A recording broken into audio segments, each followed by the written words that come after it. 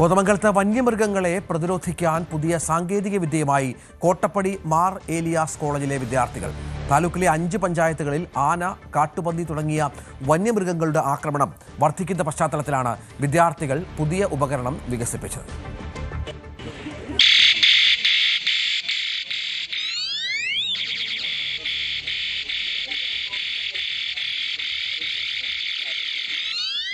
കോട്ടപ്പടി മാർ ഏലിയാസ് കോളേജിലെ computer science വിഭാഗത്തിന്റെയും NSSന്റെയും നേതൃത്വത്തിലാണ് പുതിയ ഉപകരണം രൂപകൽപ്പന ചെയ്തത്.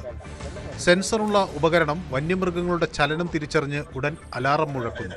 ഇതിലൂടെ ആളുകൾക്ക് മുൻകരുതലെടുക്കാനും അപകടങ്ങൾ ഒഴിവാക്കാനും കഴിയും. ബാറ്ററിയിലും സോളാർ സംവിധാനത്തിലും ഉപകരണം പ്രവർത്തിക്കും.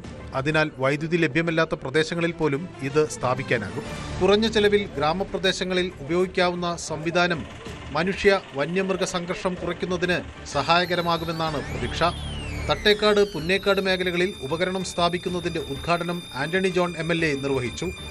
ഒരു സാമൂഹ്യ പ്രതിബദ്ധതയോടുകൂടി തന്നെയാണ് കോട്ടപ്പടി മാർ ഏലിയാസ് കോളേജ് ഇത്തരം ഇടപെടലുകൾ നടത്തിയിട്ടുള്ളത്. സ്വാശ്രയ മേഖലയിൽ ചുരുങ്ങിയ വർഷങ്ങൾ കൊണ്ട് തന്നെ കേരളത്തിൽ ശ്രദ്ധേയമായ പ്രവർത്തനം അക്കാദമിക് രംഗത്തും മറ്റു വിവിധ മേഖലകളിലും കോട്ടപ്പടി മാർ ഏലിയാസ് കോളേജ് സംഘടിപ്പിക്കുന്നുണ്ട്.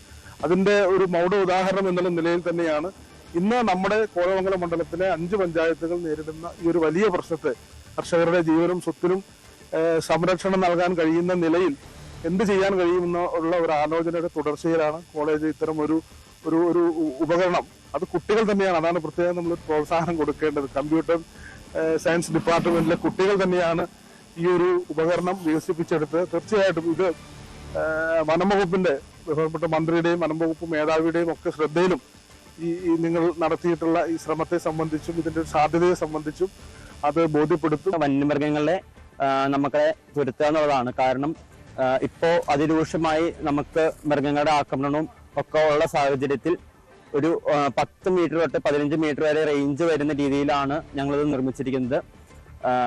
അതേപോലെ തന്നെ ഇതിനകത്ത് സോണാർ സെൻസിംഗ് ഉണ്ട്, ലൈറ്റ് ഡിറ്റക്ഷൻ ആണ് കൂടുതലും. അതേപോലെ തന്നെ ലൈറ്റ്, പിന്നെ ഹെവി ആയിട്ടുള്ള സൗണ്ട് പല രീതിയിൽ ഇത് പ്രൊഡ്യൂസ് ചെയ്യുന്നുണ്ട്. പിന്നെ ഇതിന്റെ അപ്ഗ്രേഡഡ് വേർഷൻ ഞങ്ങൾ ചെയ്യാനായിട്ട് ആഗ്രഹിക്കുന്നുണ്ട്. കാരണം ഇപ്പോൾ ഇതിനകത്തുള്ളത് സൗണ്ട് സെൻസിങ്ങും അതേപോലെ തന്നെ മൃഗങ്ങൾ വന്നു കഴിഞ്ഞാൽ സെൻസ് ചെയ്ത് സൗണ്ട് പ്രൊഡ്യൂസ് ചെയ്യാന്നുള്ളത് മാത്രമേ ഉള്ളൂ. ഉപകരണത്തിൽ ഘടിപ്പിക്കുന്ന ക്യാമറ മൃഗങ്ങളുടെ ഫോട്ടോ സ്വയമേവ പകർത്തുകയും അത് ഉടൻ തന്നെ കൺട്രോൾ റൂമിലേക്ക് അയക്കുകയും ചെയ്യുന്ന പുതിയ രീതി രൂപകൽപ്പന ചെയ്തുകൊണ്ടിരിക്കുകയാണ് വിദ്യാർത്ഥികൾ. ന്യൂസ് 18 കോതമംഗലം. കൂടുതൽ വാർത്തകൾക്ക് news 18 Keralam YouTube channel subscribe ചെയ്യുക.